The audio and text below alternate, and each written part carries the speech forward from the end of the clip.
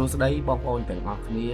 សូមស្វាគមន៍មកកាន់ Channel ពិភពអាត់កំបាំង KH បើនិយាយពីប្រទេសអេស៊ីបបងប្អូនច្បាស់ជានឹកឃើញដល់ពីរ៉ាមីតយក្សនិងរូបសំណាកសត្វសឹងក្បាលមនុស្សស្ពីងមែនទេអត់រយៈពេលរាប់ពាន់ឆ្នាំមកហើយរូបសំណាកដ៏មហិមានេះបានអង្គុយយាមវាខ្សាច់ហ្គីសាយ៉ាងស្ងប់ស្ងាត់បំផុតប៉ុន្តែនៅពីក្រោយភាពស្ងប់ស្ងាត់នោះវាបានលាក់ទុកនៅប្រស្នាដែលអ្នកវិទ្យាសាស្ត្រនៅតែដោះស្រាយមិនចេញមានទ្រឹស្ដីស៊ើបអង្កេតជាច្រើនបានលើកឡើងថានៅក្រោមជើងរបស់វាមានបន្ទប់សម្ងាត់ដែលលាក់ទុកនៅចំណេះដឹងដែលបាត់បង់របស់មនុស្សជាតិតើវាជាការពិត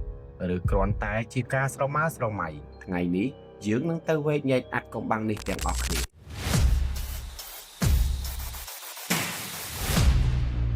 ជាផ្លូវការអ្នកបុរាណវិទ្យាជឿថាស្ពីងត្រូវបានសាងសង់ឡើងក្នុងសម័យស្ដេចផារ៉ុនកាលពីប្រហែល 4500 ឆ្នាំមុនប៉ុន្តែមានភស្តុតាងមួយដែលធ្វើឲ្យវិទ្យាសាស្ត្រភ្ញាក់ផ្អើលយ៉ាងខ្លាំងអ្នកភូមិសាស្ត្រមួយចំនួនបានរកឃើញស្លាកស្នាម erosion ឬការច្រោះដោយសារទឹកភ្លៀងនៅលើខ្លួនរបស់រូបសំណាកបងប្អូនដឹងអត់តំបន់អេស៊ីបបានខ្លាចជាវាលខ្សាច់រាប់ពាន់ឆ្នាំមកហើយកាលដែលមានស្នាមច្រោះដោយទឹកភ្លៀងបែបនេះមានន័យថាស្ពីងអាចនឹងត្រូវបានសាងសង់ឡើងតាំងពី 10000 ឆ្នាំមុនពោលគឺតាំងពីសម័យដែលតំបន់នោះនៅមានភ្លៀងធ្លាក់ជោគជាំនៅឡើយប្រសិនបើវាជាការពិតនោះមានន័យថា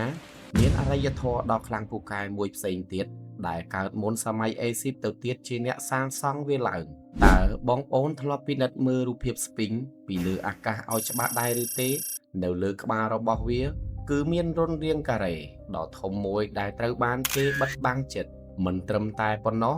នៅផ្នែកខាងក្រោយត្រចៀកនិងនៅត្រង់កន្ទុយរបស់វាក៏មានច្រកចូលតូចៗដែលនាំទៅក្នុងខ្លួនរបស់រូបសំណាកផងដែរអ្នកវិទ្យាសាស្ត្រខ្លះបានអះអាងថា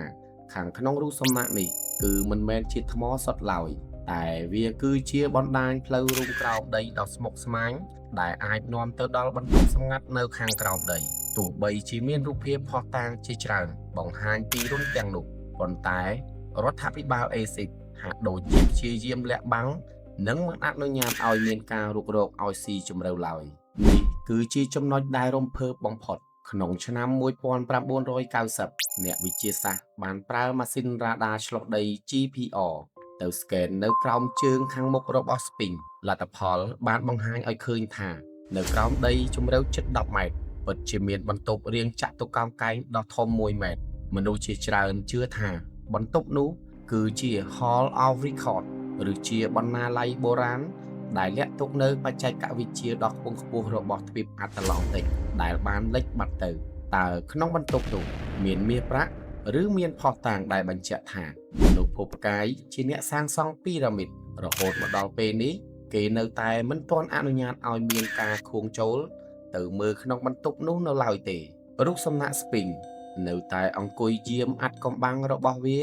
អស់រាប់ពាន់ឆ្នាំមកហើយទោះបីជាមានភស្តុតាងពីរ៉ាដានិងរូបភាពច្រកចូលច្បាស់ៗយ៉ាងណាក៏ដោយក៏អាត់កំបាំងខាងក្នុងនៅតែជាប្រស្នាដដែលចុះបងប្អូនវិញយល់យ៉ាងណាដែរតើបងប្អូនជឿថាមានបន្ទប់សម្ងាត់លាក់ចំណេះដឹងបុរាណនៅក្រោមជើងស្ពីងមែនដែរឬទេកុំភ្លេចបញ្ចេញមតិយោបល់ខាងក្រោមទាំងអស់គ្នាប្រសិនបើបងប្អូនចូលចិត្តវីដេអូវែកញែកអាត់កំបាំងបែបនេះកុំភ្លេចចុច like និង Subscribe Channel ពិភពអាត់កំបាំង KH ផងសូមអរគុណនិងជួបគ្នានៅវីដេអូក្រោយ